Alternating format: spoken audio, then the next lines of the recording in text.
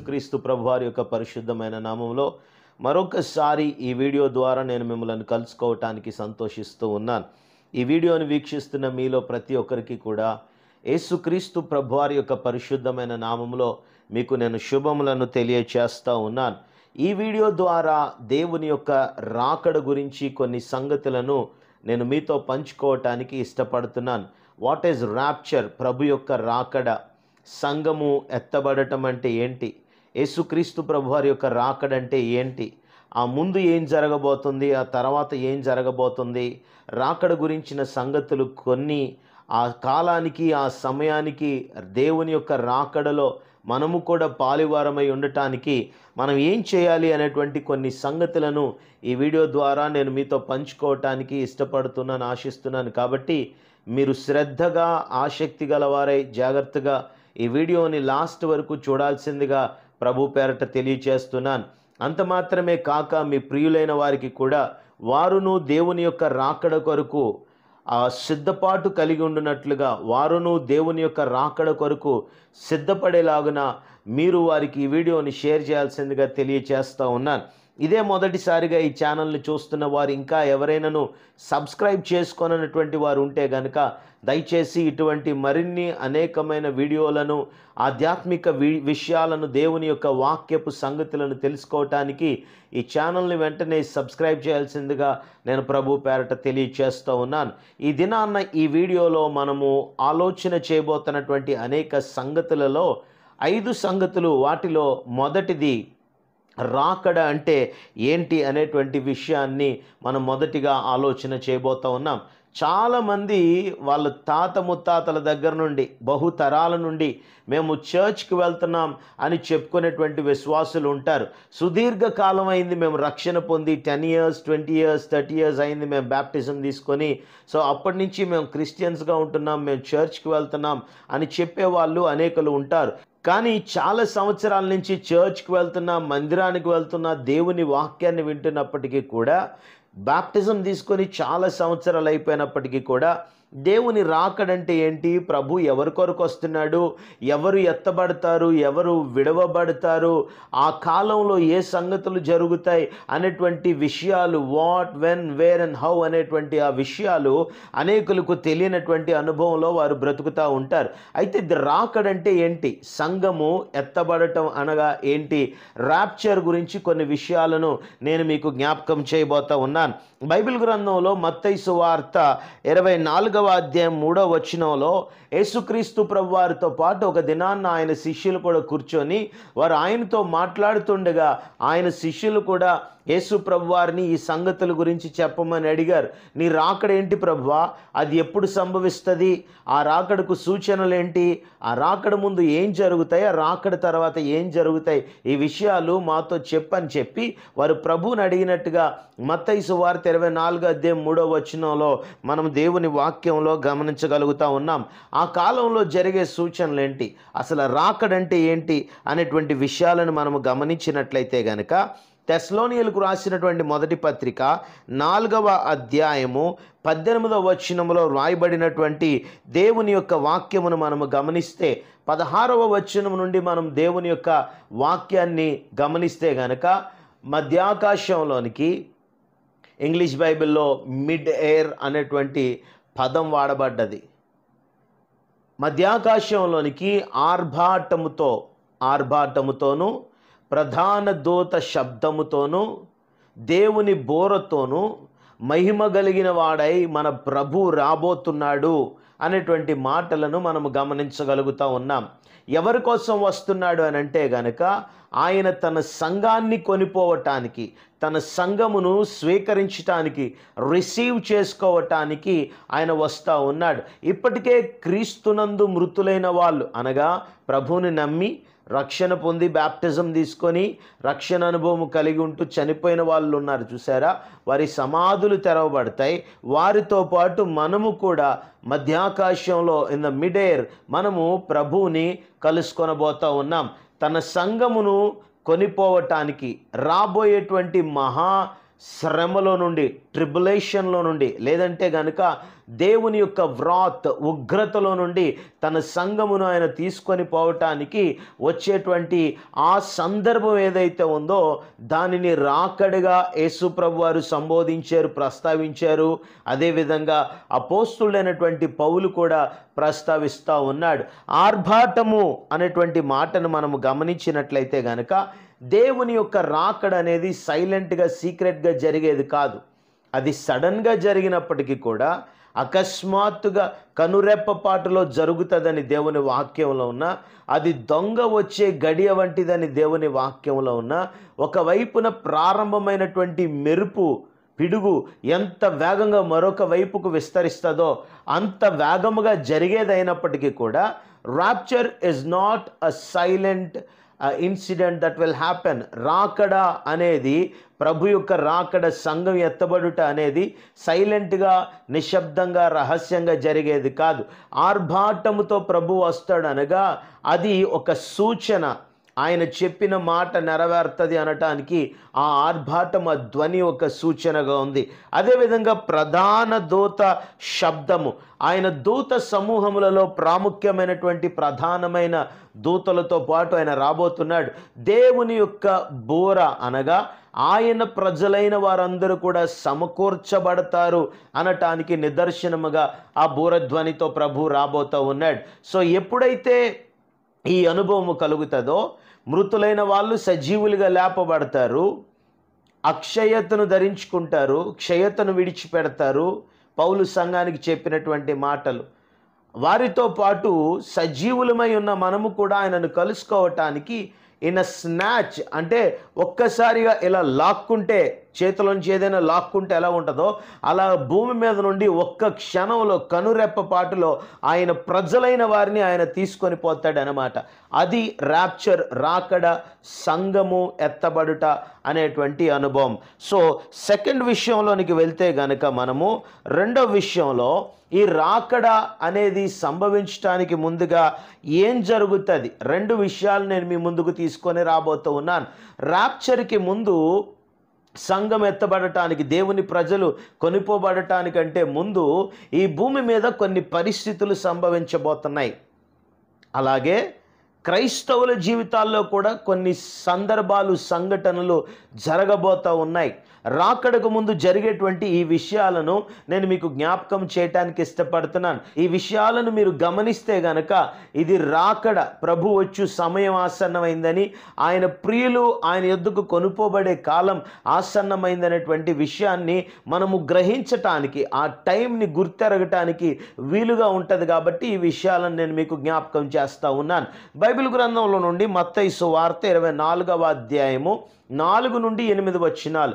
మత్తయి సువార్త 24వ అధ్యాయము 4 నుండి 8 వచనాల వరకు ప్రభు యొక్క రాకడకు ముందు, before the rapture takes place, ఆయన ప్రజలైన వారు, ఆయన సంఘము కొనుపోబడటానికంటే ముందుగా జరిగేటువంటి కొన్ని సంఘటనలు, ప్రపంచవ్యాప్తంగా భూమి మీద జరిగేటువంటి కొన్ని సంఘటనలు నేను మీకు జ్ఞాపకం చేయటానికి ఇష్టపడుతున్నాను. అయ్యా, నీ రాకడి ఎప్పుడు, ఆ సూచనలు ఎలా ఉంటాయి, మాతో చెప్పు అని ఆయన శిష్యులు అడిగారు కదా. వాళ్ళు అడిగినప్పుడు ఆయన చెప్పినటువంటి కొన్ని సూచనలు నేను మీకు జ్ఞాపకం చేస్తున్నాను. మొదటిగా భయంకరమైనటువంటి కెలామిటీస్ అండ్ న్యాచురల్ డిజాస్టర్స్ వస్తాయి. అంటే ప్రకృతి వైపరీత్యాలు, భయంకరమైనటువంటి ఆ నష్టమును కలిగించేటువంటి ప్రకృతి వైపరీత్యాలు వస్తూ ఉంటాయి. యేసుక్రీస్తు ప్రభువారు యొక్క శిష్యులు ఆయనను అన్ని రాకడకు ముందు ఏం జరుగుతాయి, కొన్ని సూచనలు చెప్పు అని అడిగితే గనక ఆయన చెప్పినటువంటి మాట, వారితో ఆయన చెప్పిన మాట ఏంటో తెలుసా? ఎవరు మిమ్మలను మోసగించకుండా జాగ్రత్త పడండి. న్యాచురల్ కెలామిటీస్ అండ్ డిసాస్టర్స్ వస్తాయి. అవి వస్తూ ఉన్నప్పుడు మీరు డిసీవ్ చేయబడేటువంటి ప్రమాదం ఉంది. సో మత్తయి సువార్త 24వ అధ్యాయం 3వ వచనంలో యేసుక్రీస్తు ప్రభువారు తన శిష్యులు అడిగిన మాటకు సమాధానం చెప్తూ వారికి కొన్ని సూచనలు చెప్తున్నప్పుడు, ఆ సైన్స్ ఏంటి అని అడిగినప్పుడు ఆ సూచనలు చెప్తూ ఉన్నప్పుడు ఆయన వారితో చెప్పినటువంటి మాట ఏంటంటే గనక, మొదటిగా ఎవరును మిమ్మలను మోసగించకుండా జాగ్రత్త పడండి అని అన్నాడు. అంటే ప్రభు యొక్క రాకడకు ముందు, ర్యాప్చర్కి ముందు సంఘము ఎత్తబడటానికి ముందు అందరూ మోసగింపబడేటువంటి పరిస్థితులు కలుగుతూ ఉంటాయి. కొంతమంది ఆత్మీయంగా మోసగింపబడతారు, కొంతమంది ఇహలోక సంబంధమైన వాటి విషయాల్లో మోసగింపబడతారు. ఒక రకమైన స్పిరిట్ ఆఫ్ డిసెప్షన్, మోసగించు ఆత్మ అనేది భూమి మీద ఉన్నటువంటి ప్రజల మీద పని చేయటము ప్రారంభిస్తూ ఉంటుంది. ఆధ్యాత్మికంగా వాక్యము విషయంలో, ఆత్మ సంబంధమైన వాటి విషయంలో అనేకులు మోసగింపబడేటువంటి పరిస్థితి కలుగుతూ ఉంటుంది. ఇంకా అనేక మంది ఏం చేస్తారంటే, ఆయన రాకడికి ముందు, సంఘం ఎత్తబడటానికి ముందు కనిపించే సూచనలో అనేకులు ఏం చేస్తారంటే, వారికి వాళ్ళే స్వతహాగా నేనే, మీరు ఎదురు చూస్తున్న మెస్సయ్యను నేనే, మీరు ఎదురు చూస్తున్న యేసుక్రీస్తును నేనే అని they claim themselves to be as Christ. వారు క్రీస్తుగా తమను పరిచయం చేసుకొని, ఇదిగో మీరు ఏ క్రీస్తు కొరకైతే ఆయన వస్తాడని ఎదురు చూస్తూ ఉన్నారో ఆ క్రీస్తు నేనే అని అనేకులు మోసగించేటువంటి ప్రయత్నం చేస్తారు. అంత మాత్రమే కాదు, యుద్ధ సమాచారాలు వింటాం, యుద్ధముల గురించిన వార్తలు వింటాం. ఇదిగో అక్కడ పలానా చోట యుద్ధం జరుగుతుంది, ఇక్కడ పలానా చోట యుద్ధం జరుగుతుంది అనేటువంటి వార్తలు, విషయాలు కూడా మనకి వినబడతా ఉంటాయి. అంత మాత్రమే కాకుండా అక్కడక్కడ కరువులు వస్తాయి, అక్కడక్కడ భూకంపాలు వస్తాయి. ప్రజలు ఒకరికొకరు వ్యతిరేకులుగా మారిపోతారు. జీరో టాలరెన్స్, ఎవరు సహించేటువంటి పరిస్థితులు ఉండవు. మనిషి సాటి మనిషి కదా అనేటువంటి భావమును పోగొట్టుకొని క్రూరమైన ప్రవర్తనలోనికి, తన తోటి మనిషికి విరోధంగా మానవుడే బయలుదేరేటువంటి పరిస్థితి వస్తూ ఉంటుంది అన్నమాట. సహనము, ఓర్పులు, ఓపికలు అనేవి ఈ భూమి మీద ఉండే మనుషులలో నశించిపోతున్నటువంటి ఆ లక్షణాలు కనబడతా ఉంటాయి. అయితే ప్రభు అన్నాడు, ఇది ఎంత మాత్రమును అంతము కాదు, వేదనలు ప్రారంభమయ్యాయి. This is the beginning of troubles. వేదనలు ప్రారంభమయ్యాయి, కానీ ఇది అంతం కాదు అని ప్రభు అన్నాడు. చాలాసార్లు అదిగో అక్కడ భూకంపం వస్తుంది, అంతం వచ్చేసింది అంటూ ఉంటారు.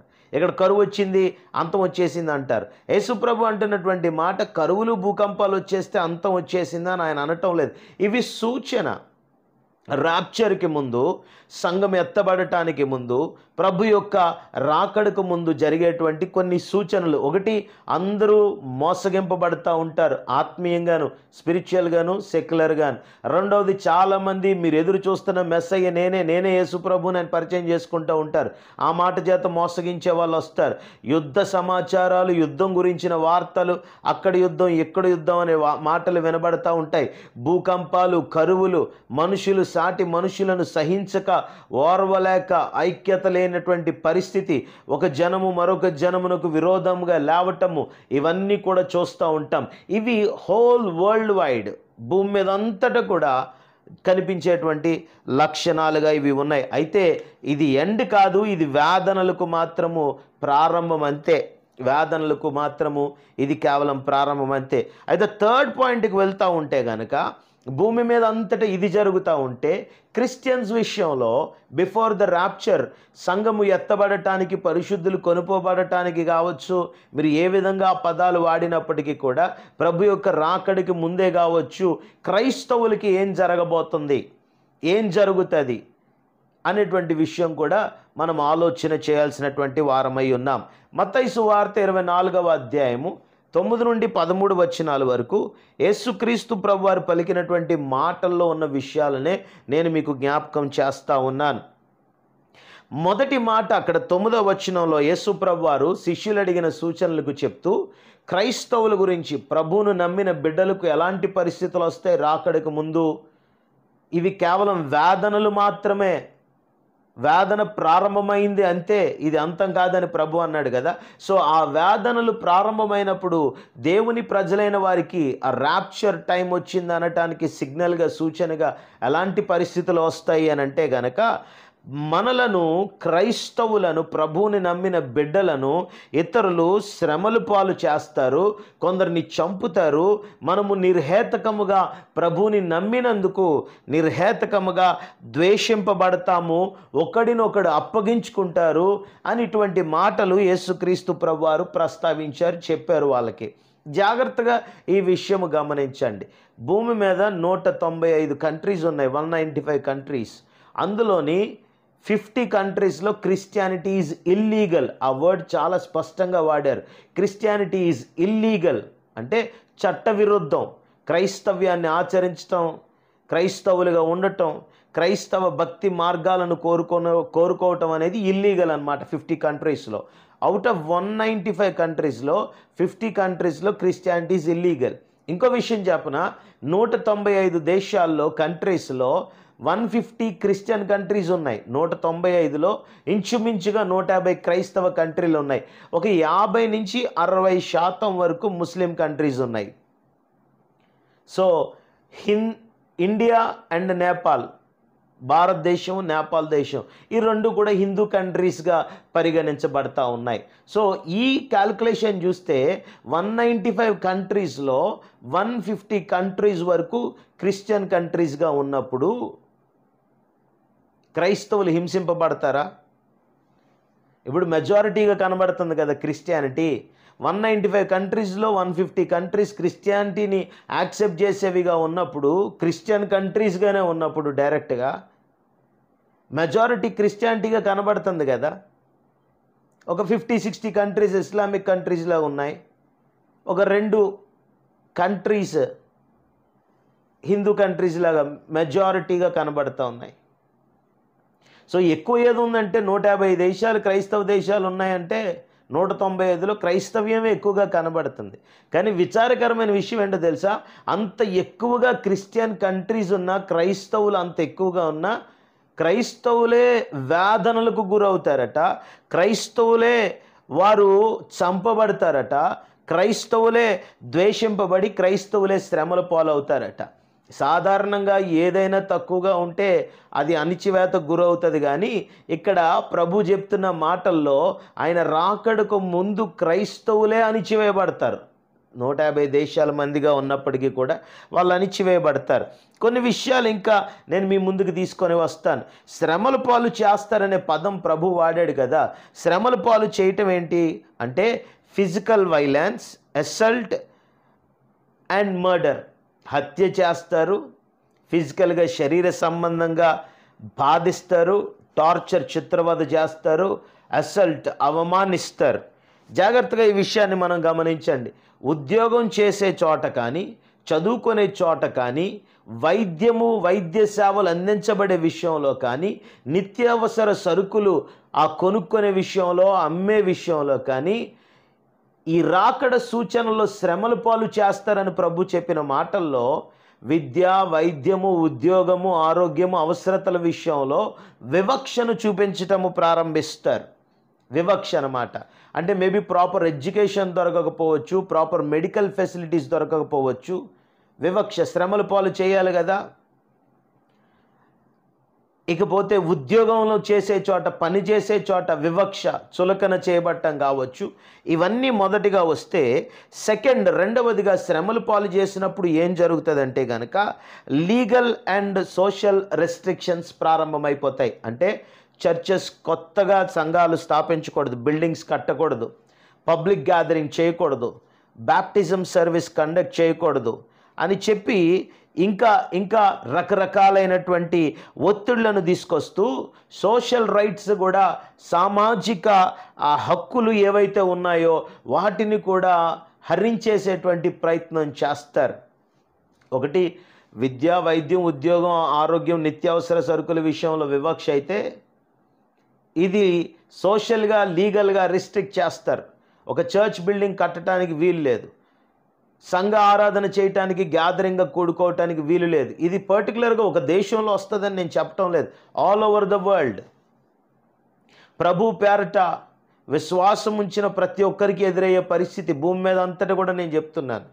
బ్యాప్టిజం తీసుకోవటానికి అవ్వదు, సోషల్ డిస్క్రిమినేషన్ వచ్చేస్తుంది. ఇంకా కొన్ని ప్రాంతాల్లో, ఆయా దేశాల్లో ఏ మతం అయితే పెద్ద మతంగా ఉందో, కొన్ని దేశాల్లో ఏ మతం అయితే మేజర్ రిలీజియన్గా ఉంటుందో దానిని తీసుకోమని, ఆ మతంలోనికి రమ్మని బలాత్కారం చేస్తారు, బలవంతం చేస్తారు. గృహాలలో కూడుకొనివ్వరు. క్రైస్తవులు, క్రైస్తవ సంస్థలు, సంఘములు, మందిరాలు, క్రైస్తవుల యొక్క గృహాలు, వారి ఆస్తులు ధ్వంసం చేసేటువంటి పరిస్థితి వస్తుంది. అందుకు వ్యక్తిగత శక్తులే ఈ విధంగా ప్రయత్నం చేయొచ్చు, ఈ విధమైన శ్రమ కలిగించవచ్చు, లేకపోతే ప్రభుత్వాల నుండే అధికారపూర్వకమైనటువంటి ఆజ్ఞలు, ఆర్డర్స్ కూడా రావచ్చు ఇలా చేయమని చెప్పి. సో ఇవన్నీ కూడా శ్రమల పాలు చేయటమే. కొందరిని చెరసాల్లో పెడతారు, కొందరిని చంపుతారు, ఉరితీస్తారు, కొందరినేమో ఎత్తుకొని పోతారు, అపహరించుకుపోతారు, కొంతమందిని వారికి ఉన్నటువంటి ఆ సామాజిక నైతిక హక్కులు కూడా హరించి వేస్తూ ఏ విధమైన హక్కులు లేకుండా చేస్తారు. ఇదంతా ఎందుకు చేస్తారో తెలుసా? క్రిస్టియన్ లీడర్స్ని, క్రిస్టియన్ పాస్టర్స్ని, ఎవాంజలిస్టుల్ని చంపి హత్య చేసి వాళ్ళని ఎత్తుకొని వెళ్ళిపోయి అపహరించుకొని పోయి ఇలాంటి పరిస్థితులన్నీ ఎందుకు వస్తాయి తెలుసా? నాయకులను దెబ్బ కొడితే మిగతా వాళ్ళు భయపడి తప్పుకుంటారు కదా, తగ్గుతారు కదా అనేటువంటి ఉద్దేశంతో. అయితే ఫిజికల్గా మనం దీన్ని తప్పించుకోవటానికి వీలు లేదా? ఈ ర్యాప్చర్లో వచ్చే శ్రమలను మనం తప్పించుకోవటానికి వీలు లేదా ముందు అని అంటే కనుక, శారీరకంగా ఫిజికల్గా మనం ఏం చేయలేం. This is beyond our limits. దీన్ని ఆపటం కానీ, దీన్ని మార్చటం కానీ, దీన్ని ఎదుర్కోవటమే తప్ప దీని దగ్గర నుండి తప్పించుకొని పోయేటువంటి పరిస్థితి మాత్రం ఏమాత్రం లేదు. ఈ మాటలు మనలో కలవరాన్ని, భయాన్ని నింపటానికి కాదు. ఇవి కేవలం మన ప్రభు వస్తున్నాడు, మనం ఆయనను కలుసుకోబోతున్నాం, మనం ఆయనతో ఉండబోతున్నాం అనేటువంటి ఒక మంచి చక్కని శుభప్రదమైన నిరీక్షణ మీకు కలగటానికే ఈ మాటలను నేను మీకు జ్ఞాపకం చేస్తున్నాను. అయితే మత్తయి సువార్త 24వ అధ్యాయం 13వ వచనంలో రాయబడిన మాట ఏంటో తెలుసా? వీటన్నిటి మధ్యలో కూడా అంతము వరకు సహించువాడు ధన్యుడు, వీటన్నిటిని ఓర్చుకునేవాడు ధన్యుడు, వీటన్నిటిని తట్టుకునేవాడు, భరించేవాడు ధన్యుడు అని దేవుని యొక్క వాక్యము సెలవిస్తూ ఉంది. ఎందుకంటే మన తోటి విశ్వాసులుగా ఉన్నవారే, మన తోటి క్రైస్తవులుగా ఉన్నవారే వారి ఈ పరిస్థితులను తట్టుకోలేక, ఇదిగో పలానా ఇంట్లో ప్రార్థన జరుగుతుంది, పలానా వాళ్ళు ప్రభువుని నమ్మారు, వాళ్ళు రహస్యంగా ప్రార్థన చేసుకుంటున్నారు, బైబిల్ చదువుతున్నారు, వాళ్ళు సువార్త ప్రకటిస్తున్నారు అని మన వాళ్ళే, ప్రభువుని నమ్మిన బిడ్డలే, క్రైస్తవులను వాళ్ళు బ్రతకటానికి, తప్పించుకోవటానికి కోవర్టులుగా మారి ఒకరినొకరు అప్పగించుకునేటువంటి పరిస్థితి వస్తుంది. ఇవన్నీ ఎవరు భరిస్తారు? ఇవన్నీ ఎవరు పడతారు? మన వల్ల కాదు ఇది భరించటం అని మత్తయి 24:12లో ప్రభు చెప్పాడు. కొందరిలో యేసుక్రీస్తు ప్రభు వారి మీద, దేవుని మీద ఉన్న ప్రేమ చల్లారిపోయి మేము ఇక క్రిస్టియన్స్గా బ్రతకమండి, యేసు ప్రభుని ఆరాధన చేయమండి, మందిరానికి వెళ్ళం, ప్రార్థన చెయ్యం, బైబిల్ చదవం అని ప్రభువుని తిరస్కరించి, వారి విశ్వాసాన్ని తిరస్కరించి వారు చేయకూడని పనులు చేయటానికి కొందరిలో ప్రేమ చల్లారిపోతుందని ప్రభు చెప్తా ఉన్నాడు. 4వదిగా మనము గమనించాల్సినటువంటి విషయం ఏంటంటే, మత్తయి సువార్త 24వ అధ్యాయము 16వ వచనంలో యేసుక్రీస్తు ప్రభు వారు చెప్పినటువంటి మాట, ఇదిగో వస్తానని చెప్పిన ప్రభు వచ్చేసాడు, ఆయన రాకడ వచ్చేసింది, ఆయన పలానా చోట పలానా ఇంట్లో పలానా గదిలో ఉన్నాడని చెప్తారు మోసగించటానికి, పలానా చోట అడవిలో ఉన్నాడు, ఆ ప్రాంతంలో ఉన్నాడు, ఈ ప్రాంతంలో ఉన్నాడు, మేము ఆయనను చూసామని చాలామంది ఈ విషయాలలో మిమ్మల్ని కన్విన్స్ చేసి ఒప్పించి మోసగించడానికి వాళ్ళు ప్రయత్నం చేస్తారు. అయితే ఆ విషయాలలో మాత్రం మీరు మోసపోకుండా జాగ్రత్తగా ఉండాలి అని ప్రభు ఆ విషయం ఒకటి జ్ఞాపకం చేశాడు. అంత మాత్రమే కాదు, ఆ దినాలు, ఈ ప్రసవ వేదన లాంటి దినాలు, మహాశ్రమకరమైనటువంటి ట్రిబులేషన్ డేస్ ఏవైతే ఉన్నాయో, మన క్రైస్తవులకు హింస కలిగి భూమి మీద అంతా రకరకాల వైపరీత్యాల ద్వారా మార్పులు కలిగి ఈ దినాలు ఏవైతే ఉన్నాయో ఆ కాలము తక్కువగా ఉండేటట్టు మనము ప్రార్థన చేసుకోవాలట. ఆ కాలం చాలా తక్కువగా ఉండేటట్టు ప్రభు కూడా చూస్తాడట. ఆఖరిగా ఈ వీడియోలో ఉన్నటువంటి ఆఖరి భాగంలో ర్యాప్చర్లో ప్రభు యొక్క రాకడలో ఆయన ప్రజలైన వారు, ఆయన సంఘము ఎత్తబడుతున్నటువంటి ఆ ఘడియలో మనము కూడా విడవబడకుండా ఎత్తబడాలి అని అంటే గనక ఏం చేయాలి? How must we prepare for the rapture? మనం ఈ యొక్క రాకడ కొరకు, ఎత్తబడే అనుభవం కొరకు, ప్రభుని కలుసుకునే అనుభవం కొరకు మనము సిద్ధపడ్డవారిగా ఉండాలి అని అంటే ఏం చేయాలన్నది కొన్ని ప్రాముఖ్యమైన విషయాలు నేను మీకు జ్ఞాపకం చేస్తాను. అది కూడా మత్తయి సువార్త 24వ అధ్యాయంలో యేసు ప్రభు వారు చెప్పిన మాటల్లో నుండే నేను మీకు జ్ఞాపకం చేస్తాను. మొదటిగా పశ్చాత్తాపం అనేది ఉండాలి. నేను పాపిని, నేను పాపపు బ్రతుకు బ్రతికాను, అని రిపెంటెన్స్ ఉండి పశ్చాత్తాపడి ఆ పాపమునకు క్షమాపణ నజరేయుడైన యేసుక్రీస్తు ప్రభువారిలో మాత్రమే ఉందనే విశ్వాసం కలిగి ఆ విశ్వాసం వలన మారు మనసు పొంది పశ్చాత్తాపడి యేసుక్రీస్తు ప్రభువారి యందు విశ్వాసం ఉంచి బాప్టిజం తీసుకున్నటువంటి అనుభవము నీకు ఉండాలి. నీ పాపముల గురించి నీ మనస్సాక్షి గద్దించబడి, నీ పాపముల గురించి నువ్వే ఒప్పింపబడి, నీ పాపముల గురించినటువంటి హెచ్చరిక ఆజ్ఞ పొందిన వ్యక్తివై నువ్వు మారు మనసు పొంది రక్షణ పొంది ఉండాలి. సో ఇది చాలా ప్రాముఖ్యమైనటువంటి విషయం. అయితేనట దేవుని యొక్క రాకడ ర్యాప్చర్ కలిగి వచ్చి సంఘము ఆయన ప్రజలైన వారు ఎత్తబడే దినాలలో ఈ మారు మనసు, పశ్చాత్తాపము, పాప క్షమాపణ, నేను పాపినని ఒప్పుకోవటము, యేసు ప్రభువులోనే రక్షణను విశ్వసించి బాప్తీసము పొందటము, పాప క్షమాపణని విశ్వసించి బాప్తీసం పొందటం, ఇటువంటి వాటికి ఆ రోజుల్లో ప్రయారిటీ ప్రాధాన్యత ఉండదట. అందరూ నోవాహు దినాల్లో ఉన్నట్టుగా ఉంటారట. తింటారట, తాగుతారట, తిరుగుతారట, లగ్జరీ చేస్తారట, ఎంజాయ్ చేస్తారట, పెళ్ళిళ్ళు చేసుకుంటారట, రకరకాలైనటువంటి విలాసాల వైపు వెళ్ళిపోతూ ఉంటారట. అది జరిగినప్పటికి కదా చూసుకుందాంలే, అప్పటికి చూద్దాంలే అని లాస్ట్ మూమెంట్ అవకాశాన్ని వాడుకుందాంలే అన్నట్టుగా నోవాహు దినాలలో జలప్రలయం గురించి హెచ్చరింపబడ్డప్పుడు ప్రజలు ఎంత జ్ఞానంతో ఉన్నారో ప్రభు యొక్క రాకడ సమయంలో ఆయన ప్రజలమైన మనము ఆయనను కలుసుకొనటానికి ఎత్తబడిపోయేటువంటి ఆ సమయాల్లో ఆ రోజులు వస్తూ ఉన్నప్పుడు దగ్గరికి అంతకు ముందుగా ప్రజలంతా కూడా రక్షణను, పాప క్షమాపణను, యేసుక్రీస్తు ప్రభువులో ఉన్న నిత్య జీవాన్ని నిర్లక్ష్యం చేసి బ్రతుకుతూ ఉంటారట. ఒక విషయాన్ని నువ్వు జాగ్రత్తగా గమనించాలి. నువ్వు చేసిన పనులకి నువ్వే లెక్క అప్పచెప్పుకోవాలి. నేను ఆ మధ్యకాలంలో ఒక వీడియోలో నేను ప్రస్తావించాను, దేవుని సింహాసనం ఎదుట మనం నిలబడ్డప్పుడు నా మీద నీ సాక్ష్యాన్ని దేవుడు అడగడు, నీ మీద నా సాక్ష్యాన్ని దేవుడు అడగడు. ఎవరి గురించి ఎవరో పక్కనోళ్ళు సాక్ష్యం చెప్తే ఆ సాక్ష్యం స్థాపించే దేవుడు కాదు ఆయన. నువ్వు చేసిన దానికి నీ క్రియలు ఆయన దగ్గర లెక్క ఉన్నాయి. నిన్నే డైరెక్ట్గా అడుగుతాడు ఏంటిది అని, నువ్వే ఆన్సర్ చెప్పుకోవాల్సినటువంటి పరిస్థితి ఉంటుంది. ఆ విషయంలో జాగ్రత్త పడు. అంటే పక్కోళ్ళు ఎవరో సపోర్ట్ చేస్తే వాళ్ళకి క్రెడిట్ ఇస్తే, వాళ్ళు మనకి మంచి చెప్తే మనకు మంచి, వాళ్ళు మనకు విరోధంగా మాట్లాడితే దేవుని ఎదుట విరోధం అని అనుకోకు. ప్రతి విషయంలో నీకు నువ్వే లెక్క అప్పచెప్పుకోవాలి. నీ ఆత్మకు నువ్వే ఉత్తరవాదివి. నీ పాపముల విషయమై నువ్వే లెక్క చెప్పాల్సిన అవసరం ఉంది. కాబట్టి నేను అంటాను, ఆయన రాకడ సమీపిస్తున్న సూచనలు ఇప్పటికే భూమి మీద చాలా కనబడుతున్నాయి. కాబట్టి సిద్ధపడే క్రమంలో మారు మనసు లేని వారు మారు మనసు పొందాలి, రక్షణ అనుభవంలోనికి రావాలి. యేసుక్రీస్తు ప్రభువారిలోనే పాప క్షమాపణ, నిత్య జీవము అనేటువంటి విషయాలను అంగీకరించి నమ్మి బాప్తిస్మం పొందాలే తప్ప రోజులు, గడియలు, సంవత్సరాలు, నెలలు వాయిదాలు వేస్తూ ఇంకా టైం ఉందలే అనుకొని పోస్ట్ పోన్ చేసే అంత సమయం అయితే ఇప్పుడు లేదనే విషయాన్ని గమనించాలి. సో ఈ రకమైన అనుభవం కలిగిన వారు సిద్ధపడ్డవారని అర్థము. అందుకనే బైబిల్ గ్రంథంలో మత్తయి సువార్త 24వ అధ్యాయం 42వ వచనంలో యేసుక్రీస్తు ప్రభువారు తన శిష్యులతో మాట్లాడుతున్నప్పుడు వారికి ఏం చెప్పారో తెలుసా? గమనించండి, మెలకువగా ఉండండి, బీ వాచ్ఫుల్.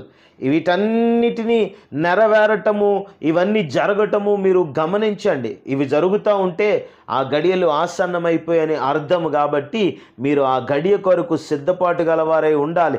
మీరు గమనించండి, మెలకువ కలిగి ఉండండి అని ప్రభు అంటూ ఉన్నాడు. రెండవదిగా, రాకడలో ఎత్తబడే గుంపులో మనం ఉండాలి అని అంటే మన బాధ్యతలు కొన్ని ఉన్నాయి నిర్వర్తించాల్సినవి. అవి ఏంటో తెలుసా? మార్కు సువార్త 16:15లో రాయబడ్డది, భూదిగంతాల వరకు వెళ్ళి నా కొరకు సాక్షులుగా ఉండండి. అంటే ఒకవైపు ఇంత శ్రమ కలుగుతున్నా, ఇబ్బందులు కలుగుతున్నా, మనం మాత్రం ప్రభు వస్తున్నాడని నమ్మి బాప్తిస్మం పొందాలి అనే విషయాన్ని మనం ప్రకటిస్తూనే ఉండాలి. ఎవ్వరు కూడా ఆయన రాకడను తప్పించుకోలేరని, జరగబో వాటిని ఎస్కేప్ చేయలేరనేటువంటి విషయాన్ని మనం ప్రకటిస్తూనే ఉండాలి. ఈ విషయాలను ప్రకటిస్తూనే శ్రమలలో కృంగిపోతున్నటువంటి దేవుని ప్రజలైన వారిని ఎంకరేజ్ చేయాలి, బలపరచాలి, ప్రోత్సహించాలి. వారిలో ప్రేమ చల్లారిపోకుండా వారు ప్రభువుని విడిచి వెనుదిరిగిపోకుండా విశ్వాసంలో వారు కొనసాగునట్లుగా ఈ మహాశ్రమలు కలుగుతూ ఉన్నప్పుడు ట్రిబులేషన్లో దేవుని బిడ్డలైన వారు శ్రమలు పాలయ్యి దూషించబడి చంపబడే ఆ కాలంలో మనము ఇతరులను తోటి విశ్వాసులకు అండగా ధైర్యముగా ఆదరణగా నిలబడి మనం ఒకరినొకరు ప్రోత్సహించుకొని పురుగొల్పుకునే విషయంలో జాగ్రత్త వహించాలి. ఇకపోతే ర్యాప్చర్లో మనం ఎత్తబడే గుంపులో ఉండటానికి మూడవ విషయం ఏంటంటే, చాలా ప్రాముఖ్యమైనటువంటి విషయము వర్క్స్.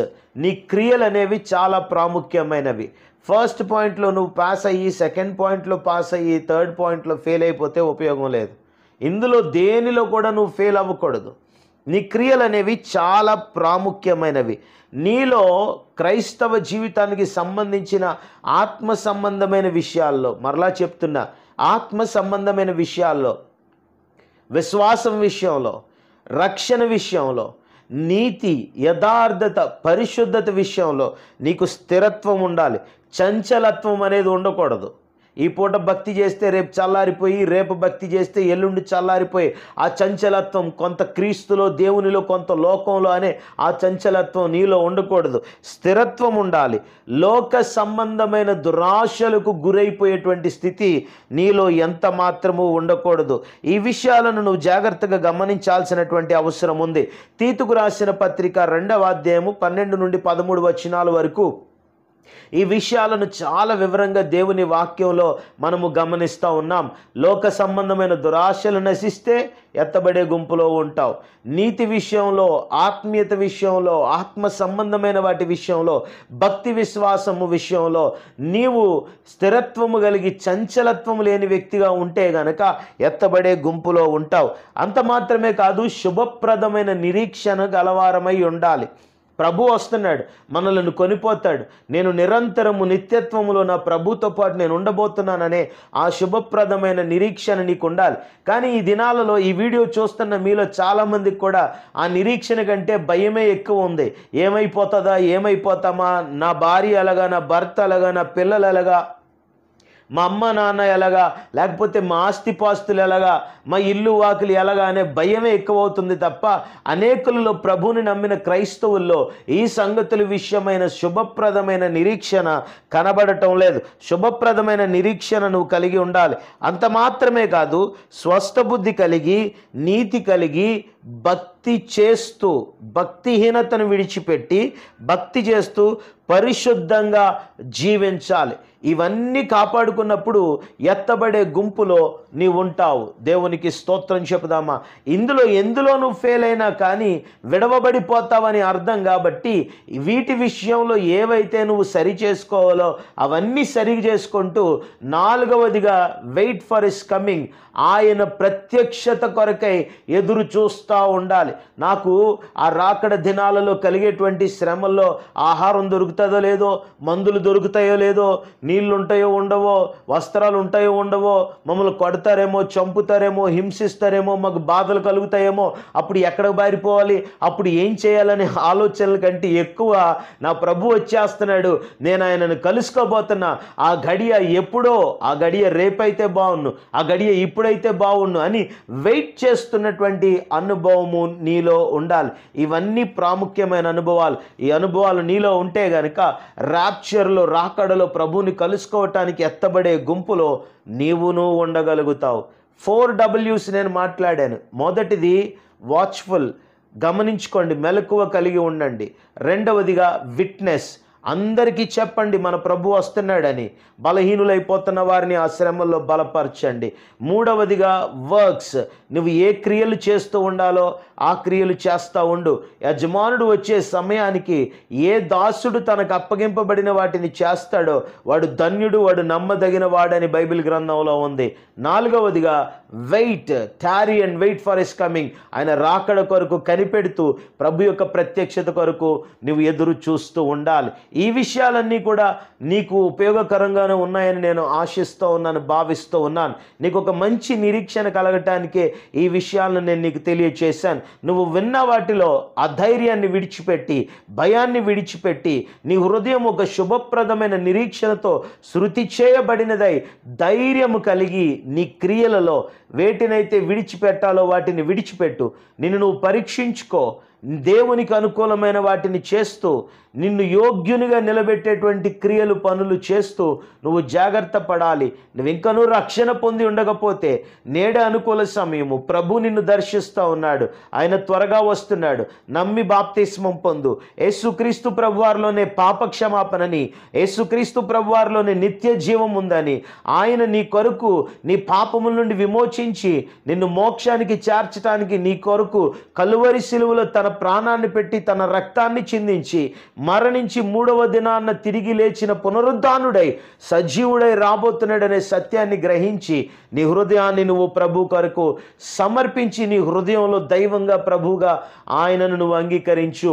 నీవు ఎత్తబడే గుంపులో ఉండాలని నేను కూడా ఆశిస్తూ ఉన్నాను. అది ఎప్పుడు, ఎక్కడ, ఎలాగా, టైము, డేటు అడక్కు.